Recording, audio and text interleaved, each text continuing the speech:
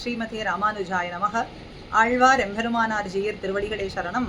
ஆச்சாரியன் திருவடிகளே சரணம். மாதா சேத் துளசிஹி பிதா யதி தவ விஷ்ணு சித்தஹா மகான். ஆண்டாள் நாச்சியாரின் தாயார் சாக்ஷாத் துளசி தேவி ஆவாள். எம்பெருமானுக்கு புஷ்ப கைங்கரியம் செய்ய வேண்டி பெரியாழ்வாராலே ஏற்படுத்தப்பட்ட துளசி நந்தவனத்துல திருவவதாரம் பண்ணினதனாலே துளசியே இவளுக்கு அன்னை ஆவாள். மாதா சேத்து துளசிஹி. தந்தையார் பிதா எரிதவ விஷ்ணு சித்தகா மகான். விஷ்ணுவையே தன்னுடைய சித்தத்திலே கொண்டவர், விஷ்ணுவின் சித்தத்திலும் உள்ளவர் பெரிய ஆழ்வார் பட்டர்பிரான் என்கின்ற மகான். ஆக துளசி தேவியே தாயார், விஷ்ணு சித்தரே இவளுக்கு தந்தையாரும் ஆச்சாரியரும் ஆவார். பிராத்தாகா தவ யதிசேகரஹா. சகோதரன் இவளுக்கு யார்? யதிசேகரஹா. யதிகளுக்கெல்லாம் தலைவரான யதிராஜர் நம்மி ராமானுஷரே இவளுக்கு சகோதரன், அண்ணன் ஆவார். நாறு நரும் பொழில் மாறிரும் சோலை நம்பிக்கு நான் 100 தடாவில் வெண்ணெய் வாய் நேர்ந்து பராவி வைத்தேன், 100 தடாவில் அக்கார வடிசிலும் சொன்னேன் என்று சொல்லிவிட்டு எம்பெருமான் திருவடிகளிலே சேர்ந்தாள். இவளுடைய எண்ணம் ஈடேற வேண்டுமே என்று நினைத்து கொண்டு ராமானுஷர் திருமாலிரும் சோலையிலே எழுந்தருளியிருக்கும் சுந்தரத்தோளுடையானுக்கு 100 தடாவில் வெண்ணையும் 100 தடா நிறைந்த அக்கார வடிசிலும் சமர்ப்பித்தார். சமர்ப்பித்து கோதையினுடைய எண்ணம் ஈடேறியது என்பதை தெரிவிப்பதற்காக திருவில்லிபுத்தூர் நோக்கி வர, இதை அறிந்து உள்ள பூரிப்போடு கர்ப்பகிரகத்திலிருந்து தன்னுடைய நிலையையும் குலைத்து கொண்டு சற்று முன்னே வந்து ராமானுஷரை நோக்கி வாரும் என் அன்னரே என்று அழைத்தாள். ஆண்டாள் நாச்சியார், ரங்கமன்னார், கருடாழ்வார் மூவரும் ஏக சிம்மாசனத்துல கர்ப்பகிரகத்துக்கு சற்று முன்னே எழுந்தருளி இருப்பத திருவில்லிபுத்தூர் கோவிலிலே இன்றும் நாம் சேவிக்கலாம். அதற்கு இதுவே தாத்பரியம். வாரும் என் அண்ணலே என்று அழைத்ததனாலே பிராத்தாகா யதிசேகரஹா, ராமானுஷரே அன்னரானார். அதனாலே கோயில் அன்னர் என்று இவருக்கு திருநாமம் ஏற்பட்டது.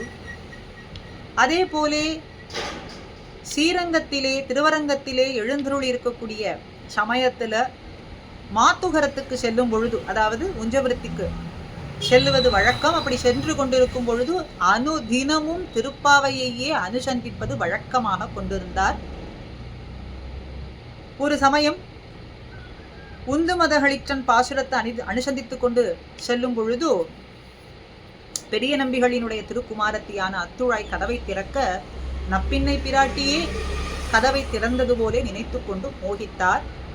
பெரிய நம்பிகள் உந்து மதகளிற்றன் பாசுரத்தை அனுசந்தித்திருப்பார் என்று சொன்னாராம். அதனாலே அவருக்கு திருப்பாவை ஜீயர் என்றும் திருநாமம். கோதையினுடைய எண்ணத்தை நிறைவேற்றினதனாலே கோதாகிரஜர், கோதைக்கு அண்ணன் என்கின்றதனாலே கோதாகிரஜர் என்கின்ற திருநாமம். யதிசேகரரே தனக்கு அன்னரானபடியால் ஆண்டாளுக்கு யதிராஜ சகோதரியை என்கின்ற திருநாமம் ஏற்பட்டது. தன்னுடைய நேர்த்தியை, சங்கல்பத்தை மாலிரும் சோலை நம்பிக்கு நிறைவேற்ற வேண்டுமே என்று தான் சொல்லி வைத்ததை அவன் உகக்கும்படிக்கு நிறைவேற்றினது ராமானுஷன்.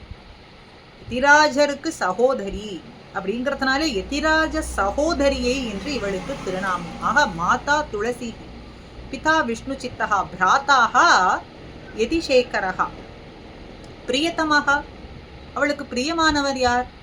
ஸ்ரீரங்கதாமாகா, ஸ்ரீரங்கத்திலே உரையக்கூடியவனான எம்பெருமான், ஸ்ரீரங்கத்திலே எழுந்தருளியிருக்கும் ஸ்ரீரங்கநாதனாவான்.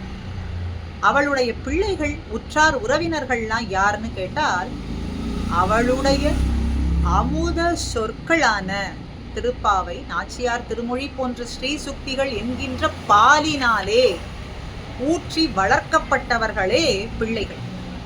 அப்ப அந்த ஸ்ரீ சுக்திகளை அருளினது நமக்காக. நாம் அத்தனை பேருமே அவளுடைய பிள்ளைகள், உறவினர்கள். இப்படி தன்னுடைய இனிமையான அமுதம் போன்று அமிர்தமாய் விளங்கக்கூடிய ஸ்ரீசுக்திகள் சொற்கள் என்கின்ற பாலினாலே வளர்க்கப்பட்ட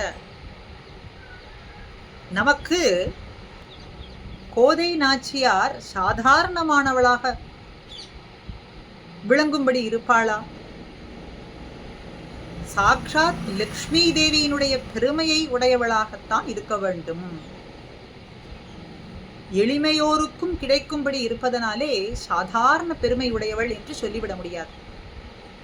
சர்வ மங்களங்களையும் சர்வ வளங்களையும் தன்னிடத்திலே கொண்டுள்ளவள், தாயாரும் தந்தையாரும் சகோதரரும் பிரியமானவனான ஸ்ரீரங்கனையே தன்னிடத்திலே கொண்டவளானவளினுடைய பெருமை சாக்ஷாத் ஸ்ரீதேவிக்கு நிகராகத்தான் இருக்க முடியும் என்று அற்புதமாக சுவாமி அனந்தாழ்வான் கோதா சதுஸ்லோகியிலே காட்டிக் கொடுக்கிறார். ஆக ஆண்டாள் நாச்சியாரினுடைய இன்றைய திருநாமம் யதிராஜ சகோதரியை. இன்று திருவாதிரை நன்னாளிலே யதிராஜரையும் ஆண்டாளையும் சேவித்து அனுபவிக்கும்படியான திருநாமம் கிடைக்கப் பெற்றோம்.